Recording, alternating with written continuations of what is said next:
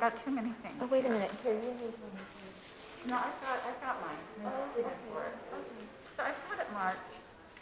It's just getting up here, standing and getting the mask off and getting Yeah, and you can, I just find trying to take my mask off before I ever get up here because of the social distancing. But yeah, there's a lot to think about. Yeah. First time is always the hardest. Well, this is luckily my second time, but, but yeah, if you want to say not again and let them get situated, and then I'll come up and she'll start, and then we'll just start Let's singing. see, which is your first If that doesn't. Okay, first hymn doesn't come for a while. But then they're both It's together. after here. It's right here, isn't it? Yeah. No, 42. 42. Oh, yeah. So that. I'll be So singing. actually, since that's weird, if you want to just say hymn, and then I'll come up and say hymn 42. Okay. Because I've got it marked on here. Okay, that's fine. And I usually say I think that it'll be up on the screen. So, but sometimes people like to have the music too. You know what I mean, for the notes and stuff. So, okay, sounds good. I'll just say, and now Judy will lead us in our first hymn. Okay. I can do that. All right, and thank you for doing that.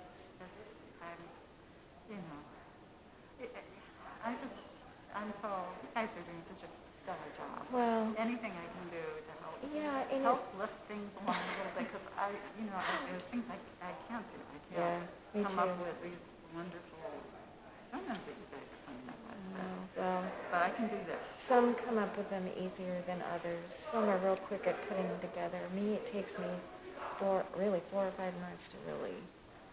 So. But you do. Yeah, and I crab all. Yeah, it's just hard. It's hard. It's a lot easier for me to just read what already is done, but I'm willing to do that. Yeah. So. All right. But anyway, okay, and thanks. Thank you.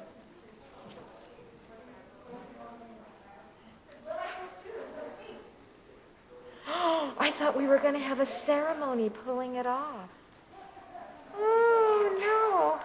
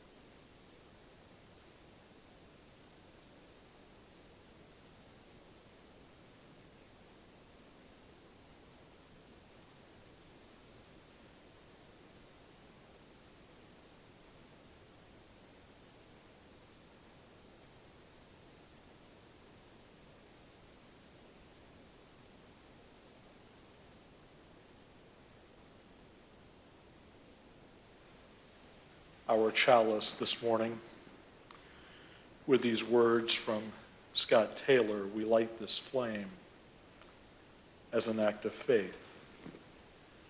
We come with our doubts, worn out and worn down, wanting once again to trust, to believe that hope is not as fragile as it sometimes seems, that division is not as deep as it sometimes appears.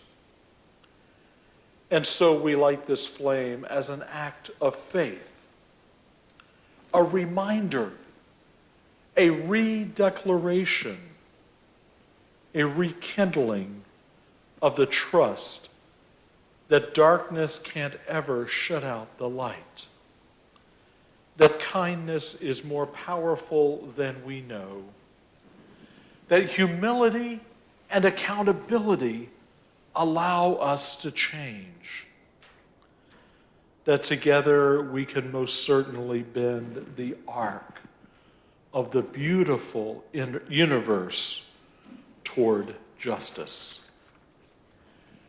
Will you continue with me with the affirmation that is on your screen? Love is the spirit of this church, and service is its law. This is our great covenant, to dwell together in peace, to seek the truth in love, and to help one another.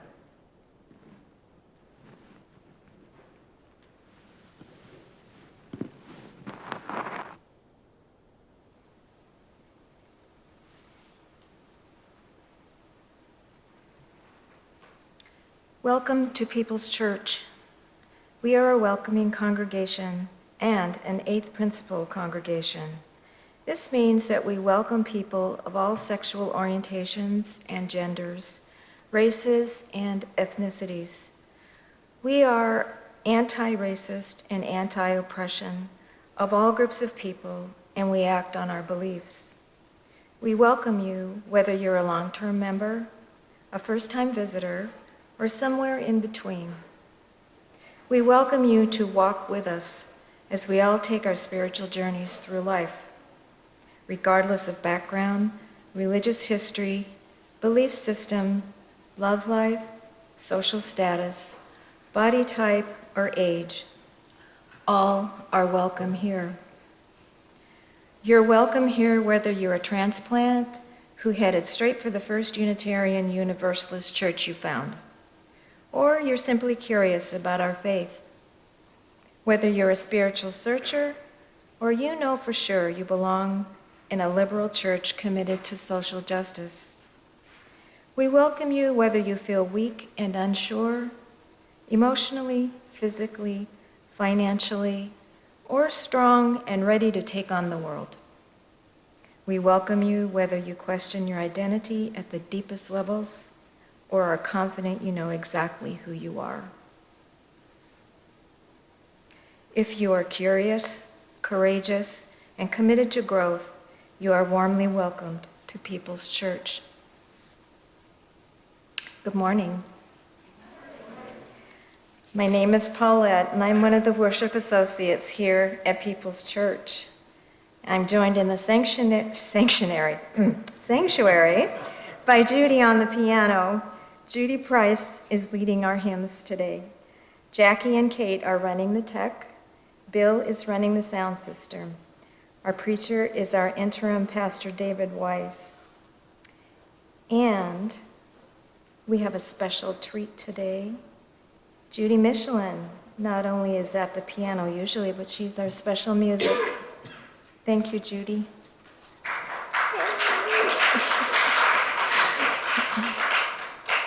And now we have a few announcements. The new member class continues on Tuesday evenings. Mark your calendars for Easter and Earth Day at Morgan Creek on April 17th. On April 14th, we will have a Holy Thursday service, and April 23rd, we will host a Seder led by the Bernsteins. This morning, just over 2 years since the COVID shutdown began, we'll have our coffee hour downstairs in the Andre room. And empty Easter eggs are on the table in the hallway. They're for the kids. Peoples has a tradition of people taking the eggs home and filling them for the Easter egg hunt. More information is in the weekly. And now Pastor David has a few words to say.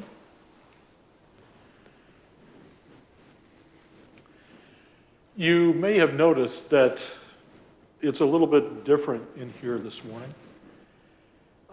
The green tape is gone. Kathy and I think Bob were greeters at the door. And there are orders of service. I don't know if we're totally back to normal because we're still wearing the mask, and we will for a while. But we are at least partially back to normal. On March 8th of 2020 was the last regular service before we went into COVID times. And what I didn't realize is that Judy provided the special music that day as well. So talk about things working out in interesting ways. We canceled church on March 15th. We had a board meeting that night. The decision was made that we would do Zoom beginning the following week. And we stayed on Zoom for a long time without anybody in the building. There were 4 or 5 of us that were here to do the Zoom broadcast. And then we slowly let people come back, little by little. And I'm glad that we were able to take the tape off. I think the numbers are at a point where we can be safe. At least it appears that we can be. And coffee hour after service today, there are some treats down there as well. We'll give that a try and see how that goes.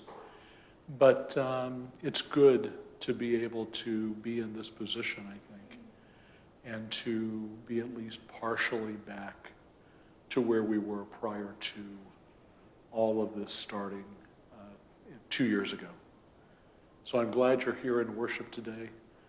I hope you enjoy coffee hour, and I hope you enjoy not having the green tape in the sanctuary as well. One other announcement I want to share with you this morning. Linda is here with us this morning, but her husband Bobby passed away this week. Services are next Saturday at Cedar Memorial.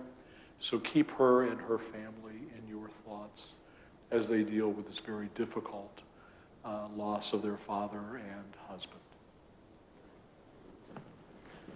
And now let our worship begin.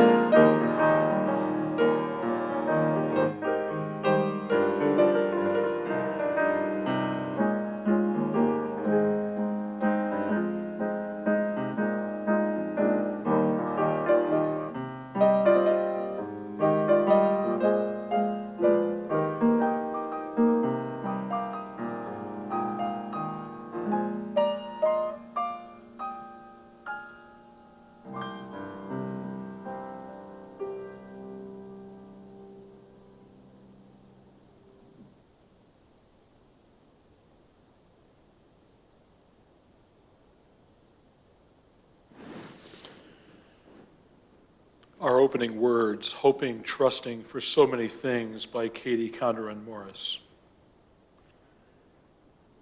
Here, we have come into this sacred place,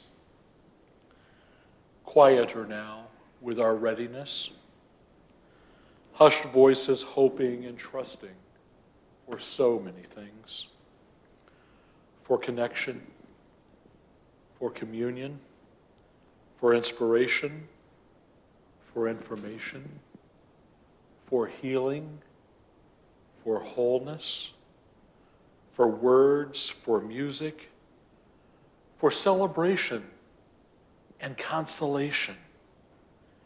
Here we have come into this space, bringing all of who we are.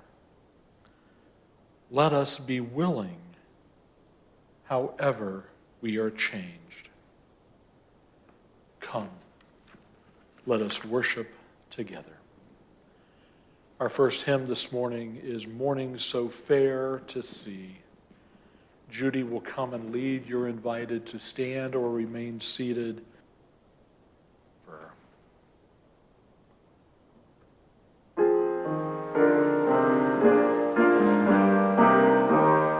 And the words are on the screen.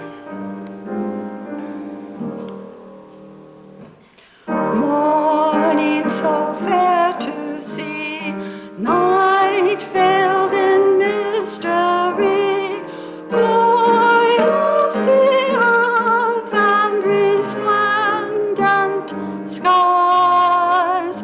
Pilgrims we march along, singing our joyous song as through an earthly paradise. Tall are the verdant trees, deep are the flashing seas, buoyant each wonder the seasons bring. Brighter his faith's surmise, shining in pilgrims' eyes, from which our waking spirits spring. Age after age we rise, 'neath eternal skies, into the light from the shadowed past. Still shall our pilgrim song, buoyant and brave and strong, resound while life and mountains last.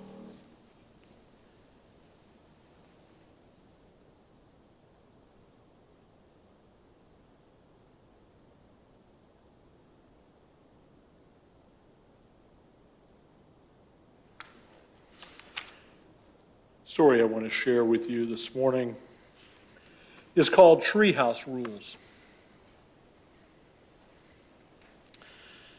The treehouse was built on the congregation's grounds over 3 Sundays in September, using donated labor and donated labor of the families who attended the church and other adults who wanted to help with the project. Even the kids got involved, especially those aged 10 and up, by pitching in and helping in any way that they could during the construction. And it was a fantastic place to be once it was completed.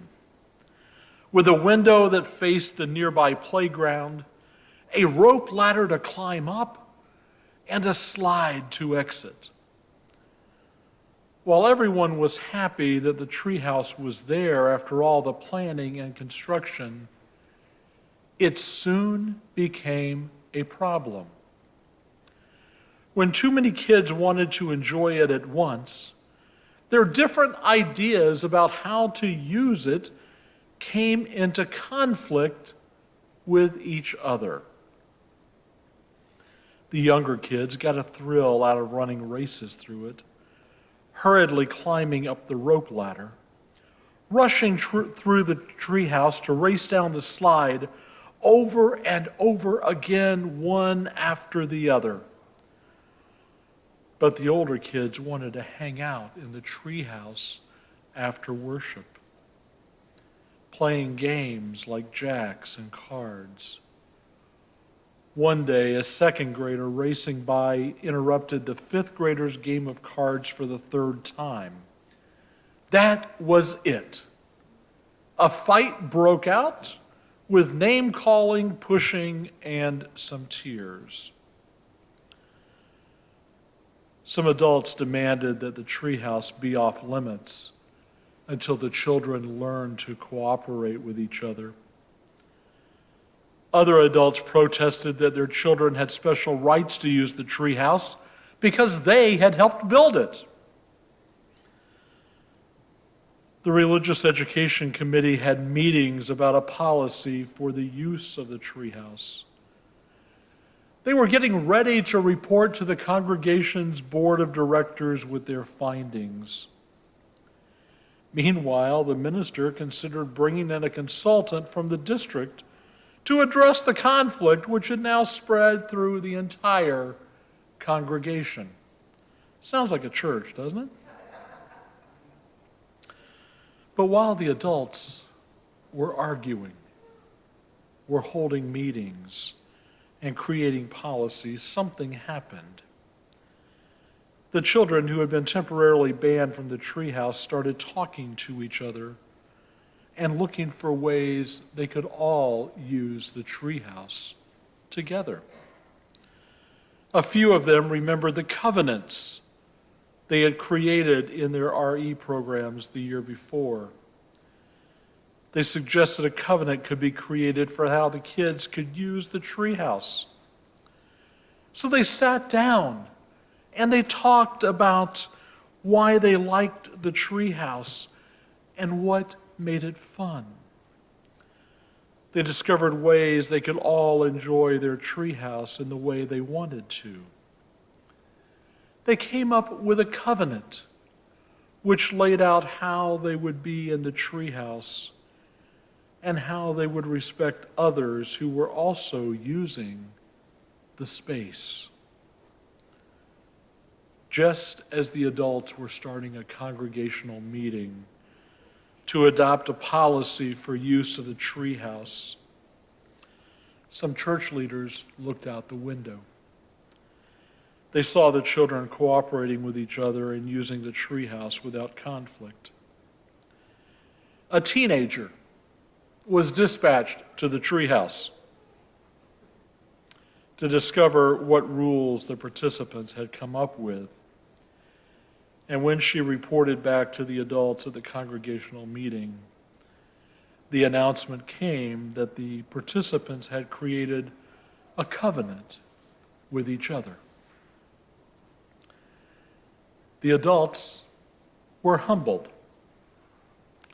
Some sheepishly glanced at their church covenant, framed on the wall, hanging there and mostly forgotten.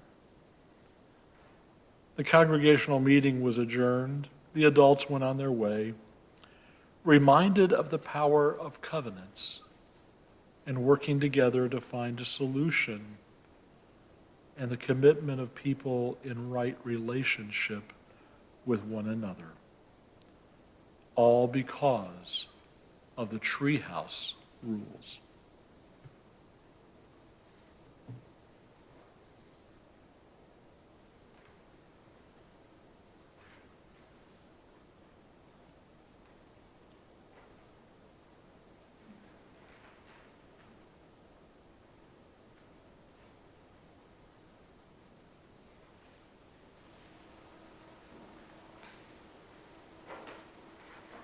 Our first reading is a story by Reverend Douglas Taylor. A story I found tells of a little girl and her father crossing a bridge. The father was kind of scared, so he asked his little daughter, "Sweetheart, please hold my hand so that you don't fall into the river." The little girl said, "No, Dad, you hold my hand." "What's the difference?" asked the puzzled father. "There's a big difference," replied the little girl. "If I hold your hand and something happens to me, chances are that I may let go of your hand. But if you hold my hand, I know for sure that no matter what happens, you will never let my hand go." Now Judy will lead us in our next hymn.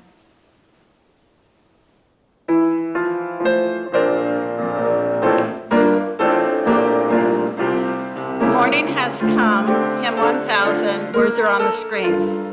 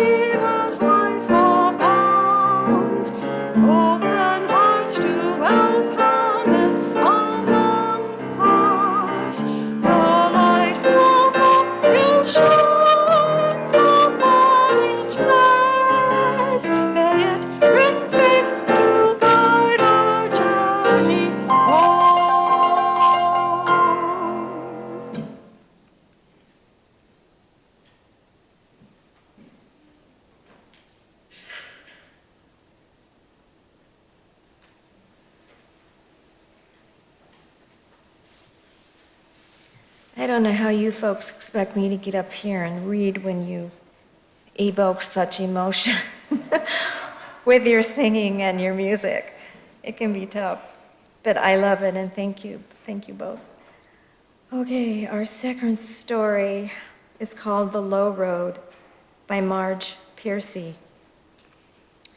What can they do to you? Whatever they want.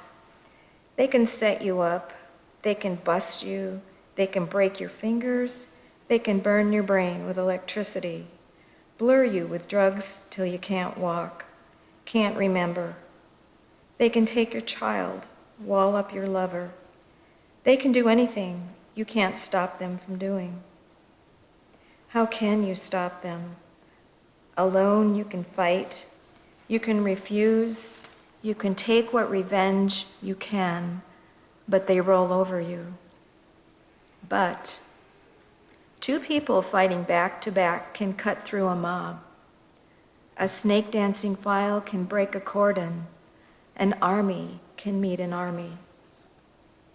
Two people can keep each other sane, can give support, conviction, love, massage, hope, sex.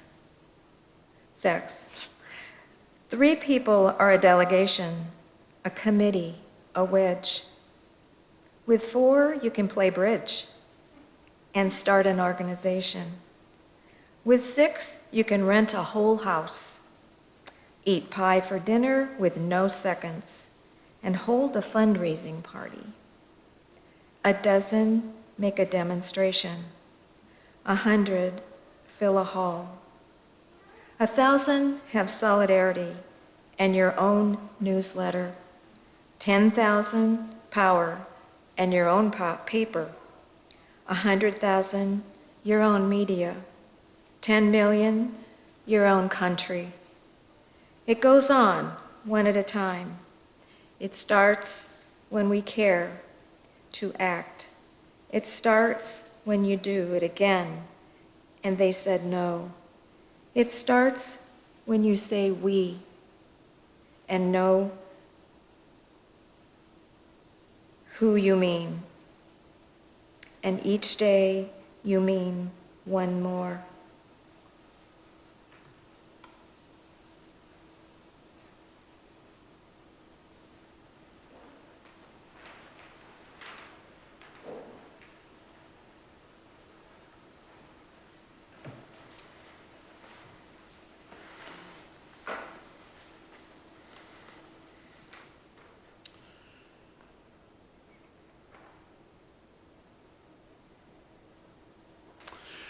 What is faith? I thought I had a pretty decent idea. After all, I went to a Christian college majoring in ministries. I've got a master's of divinity. But then I went out and hit Google. Here are some of the definitions of faith that I found. Complete trust, confidence, or reliance. Unquestioning belief that does not require proof of evidence. Allegiance to some person or thing. Loyalty. A religion or a system of religious beliefs. Anything believed. Unquestioning belief in God, religious tenets. Confident or unquestioning belief in the truth, value, or trustworthiness of a person, idea, or thing. Faith is defined as trust or confidence, a belief in religion or God, or a strongly held belief. If you have complete confidence and trust in your spouse, this is an example of when you have faith in your spouse. If you believe in God, this is an example of having religious faith and of having faith in God. A trust or a confidence in the intentions or the abilities of a person, object, or ideal. I have faith in the goodness of my fellow man. A feeling, conviction, or belief that something is true or real, not contingent upon reason or justification. Have faith that the criminal justice system will avenge the murder. An obligation of loyalty or fidelity and the observance of such obligation. Loyalty to a person or thing, allegiance. A set of religious doctrines, a body of dogma. Secure belief in God and trusting acceptance of God's will, viewed as a theological virtue through trust, without proof or evidence. Some of those are kind of the same, but lots and lots of definitions of what faith is. I believe that it's important that we have faith in ourselves and faith in a higher power or being. Without that, change would be very difficult to happen. I want to share with you a couple of stories that people who had faith in what they believed were willing to reach across the divide and try to close the gap that we have in this country, especially today.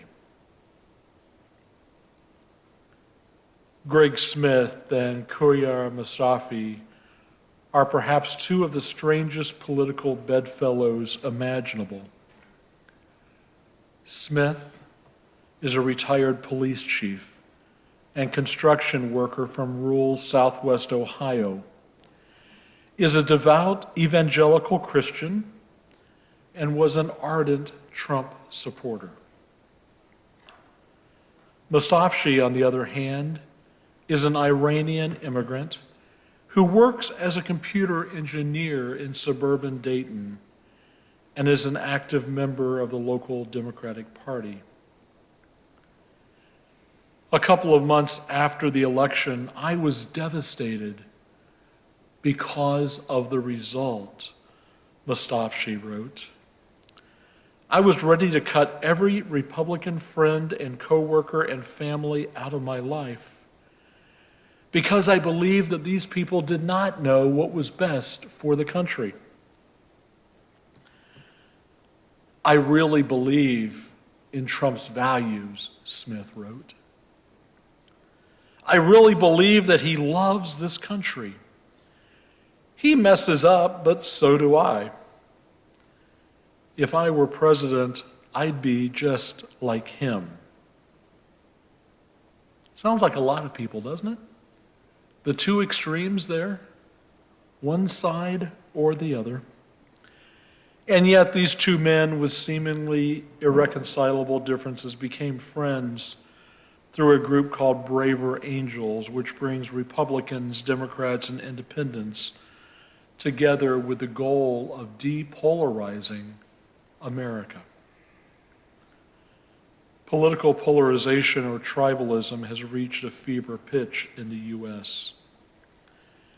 Partisan divides over political issues have increased to 32%, according to the Pew Research Center. The founder and president of Braver Angels, David Blankenhorn, said the terrible tribal conflict over every issue prevents anything from happening. Even before the 2016 election, it seemed clear that this conflict was cancer. The election made it clear to everyone that we're in for a really bumpy ride. The appeal for national unity resonated with both Smith and Masafi when they met for the first time at a gathering. When you get past the stereotype part of everything, you've got it beat, Smith said. It was nice to also see this other side and that he wants to listen to me and learn about my background, Masafi said. The two, whose friendship grew after they visited each other's places of worship, took a road trip together to attend a national convention. On the way, they hashed out weighty issues, agreeing to disagree on abortion while finding common ground on guns. At the Braver Angels convention, they met with other political odd couples. We believe our opinions strongly, but believe there are perspectives other than ours. The first step is to evaluate yourself. You have to want to open yourself up to new ideas, new beliefs, not to necessarily want to persuade the other person. Strangers come together from different tribes, and those tribes have been at war. There's a strong feeling in the country of just being heartsick over this. The end goal of the group is to humanize one another despite the political differences. Everybody has the reasons that they believe what they believe. And in this group, they don't try to change, but they try to understand and try to have dialogue. It may seem a little naive to imagine that just citizens can band together in large enough numbers and with enough moral and intellectual firepower to cause a change in the national culture. But it is possible. It is possible to make that change one person or one group at a time. People are looking for ways to do this. Second story. Carolyn, a white woman living in Myrtle Beach, South Carolina, started a dialogue about race with Ernest Skelton, a black appliance technician who came to fix her family's dryer. She shared in a Facebook post that when Skelton came to her home just following the murder of George Floyd, she asked him how he was doing given the current climate. Keep in mind, this is Myrtle Beach, South Carolina, not exactly a hotbed of diversity. Skelton opened up sharing a few stories about how racism had affected him professionally. He's a middle-aged, friendly, successful business owner, gets pulled over in Myrtle Beach at least 6 times a year, doesn't get pulled over for traffic violations, but on the suspicion of him being a suspect in one crime or another. Mind you, he is in uniform, driving in a work van clearly marked with his business on the side. They ask him about the boxes in his car, parts and pieces of appliances. They want to see the invoices and ask him why there's money and checks in his invoice clipboard. They ask if he's selling drugs. Cops get angry if he asks for a badge number or pushes back in any way. Every time, he is the one who has to explain himself, although they have no real cause to question him. Ernest doesn't work past dinner time, not because he doesn't need the business, but because it isn't safe for him to be out after dark. There's nothing out there in the world for me past dark, he said.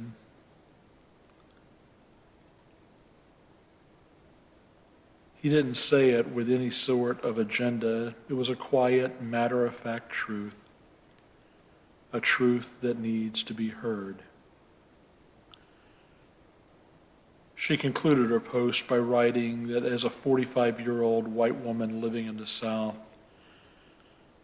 she can begin healing our country by talking frankly with African Americans in her world and listening to their lived experiences and speaking up. I can help by actively promoting black-owned businesses. That's what I can do today. Let's start by listening and lifting up. It's that simple. She was encouraged through the Facebook post. She even attended a local peaceful protest with Skelton in a local park.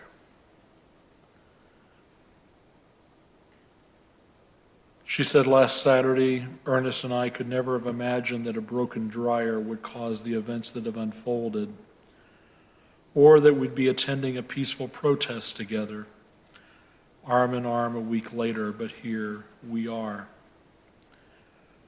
We need to recognize that we've got a lifetime of kindness to pour into people, not pandering or net neutral interaction, but good old-fashioned kindness, the type that shines in the eyes because it comes from the heart. Next time you're out in public, take a moment to open your heart and be the change.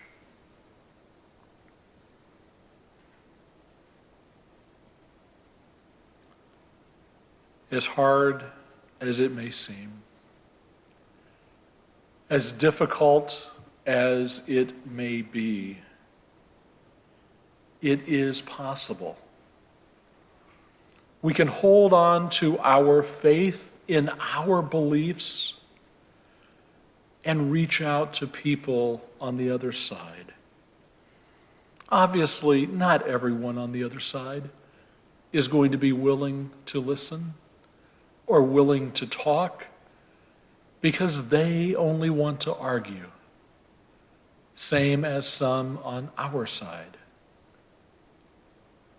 But there's opportunities there, whether it be racial issues, political issues, faith issues. There can be room for that communication and that dialogue that leads to an understanding of the other side and the ability to have a conversation like we used to. If you recall, a few weeks ago, I told the story of Goldwater and Kennedy and how they were going to debate across the country in the '64 election. We can get back to those days where we can have that dialogue. You won't change their mind. They won't change your mind. But a dialogue can open that can lead to respect and working together on goals and ideals that can be shared. Blessed be. Amen. I invite you into a moment of prayer.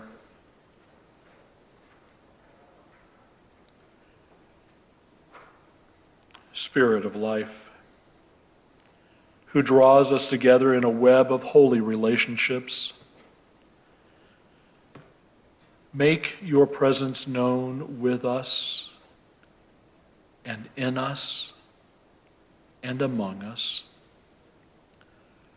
Remind us that we are not alone in history. Ignite us with the courage of the living tradition. Remind us that we are not alone in entering the future. Anchor us with patience and perseverance. Remind us that we are not alone in our times of grief and pain. Comfort us with your Spirit, manifest in human hands and voices. Remind us that we are not alone in joy and wonder. Inspire us to honor and extend the beauty we find in this world. Divine music of the universe, let our hearts beat in diverse and harmonious rhythms, cooperating with an everlasting dance of love. May we move with the rhythms of peace. May we move with the rhythms of compassion. May we move with the rhythms of justice. Source of stars and planets and water and land, open our hearts to all of our neighbors. Open our souls to a renewal of faith. Open our hands to join together in the work ahead. So be it. Blessed be. Amen.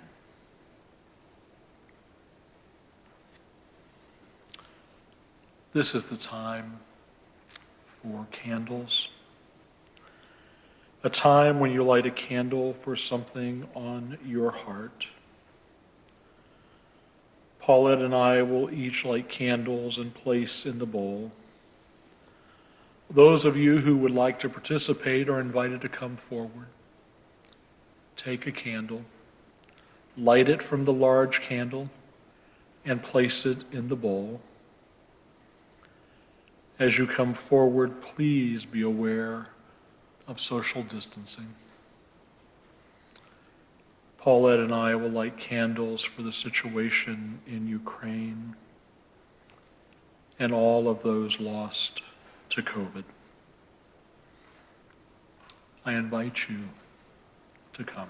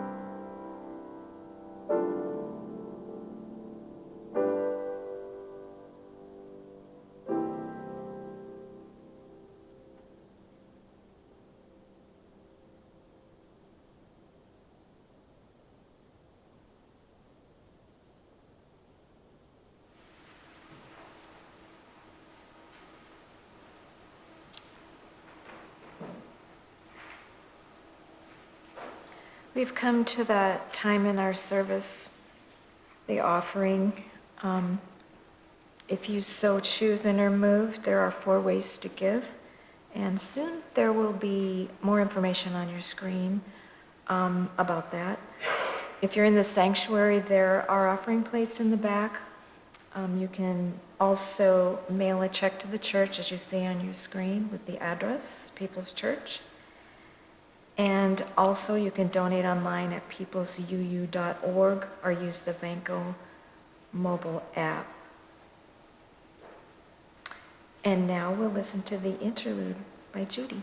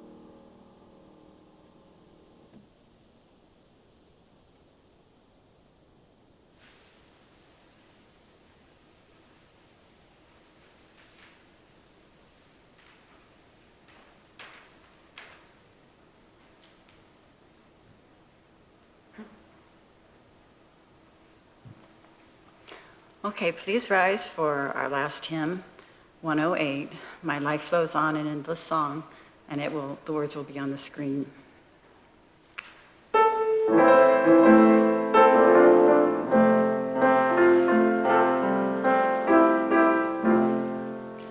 My life flows on in endless song, above us lamentation. I hear the real, no far off hymn, that is a new creation. Through all the tumult and the strife, I hear the music ringing.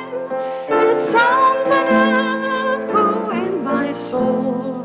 How can I keep from singing?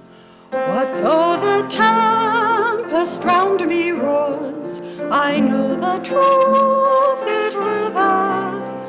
What though the darkness round me close songs in the night it giveth.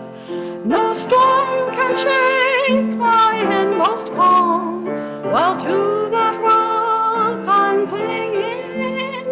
Since love prevails in heaven and earth, how can I keep from singing?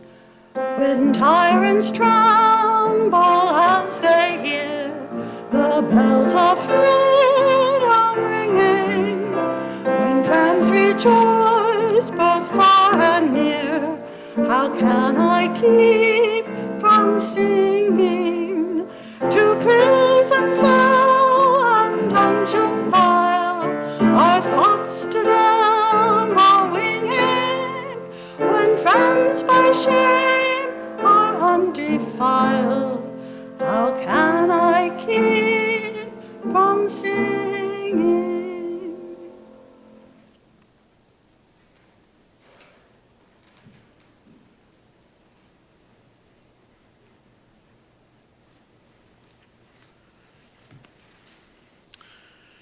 Will you join me in the words to extinguish our chalice? They will be on the screens.